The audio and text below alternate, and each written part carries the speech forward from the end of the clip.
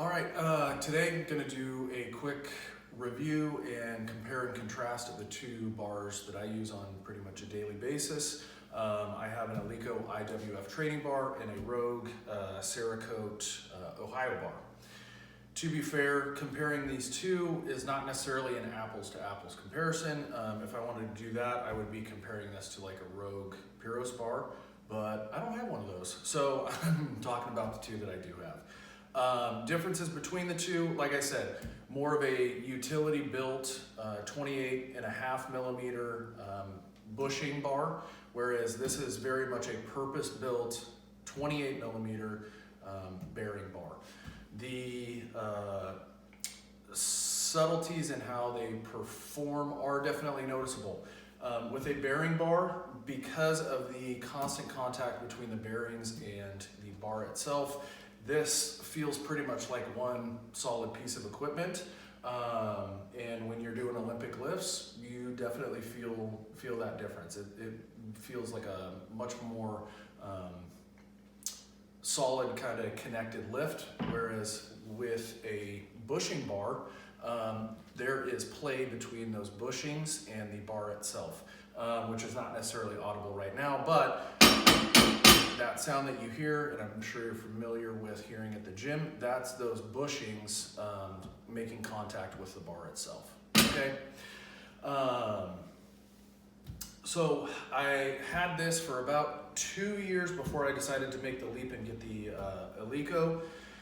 And I will say, when I was reading reviews, deciding whether or not to purchase this, I heard a lot about Eleiko's awful knurling that's going to tear your hands up. And it deterred me for a while, and when I got sick of waiting for a Pyros bar to be available, I bought this, and I could not be happier. I do not have the issues that people say that they have with the knurling. Yes, it is slightly more aggressive than the Ohio bar, but slightly. It's noticeable, but slight. I will say I tore a lot more calluses and have more issues with this knurling because it's more passive and you slide. This, you're staying put. That being said, it's not without issue. Cleans have no problem. You can do that all day long. It's not going to tear up your hands. It's also not going to slip out of your hands. Whereas with snatches, with that wider grip, higher rep workouts, you're gonna feel it. Your hands are gonna be a little bit more raw, but I'm not necessarily a believer in that Eleiko's knurl is this crazy beast that is gonna chew your hands up. So I have not had that problem at all. That being said, not that the knurl on the Ohio bar is by any means bad.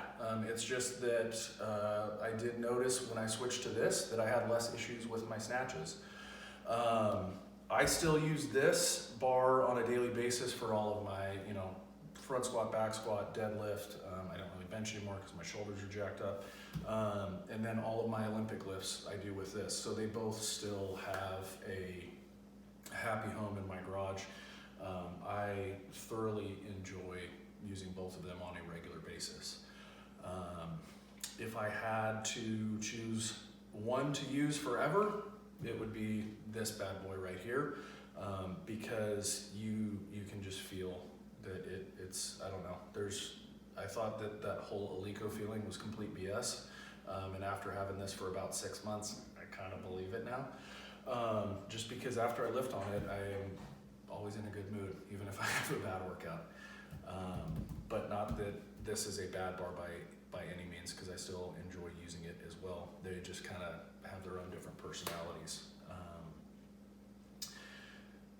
Other things, with a bearing bar, you cannot take this apart and service it. So once it does start having issues, I guess I have to send it back to Eleiko.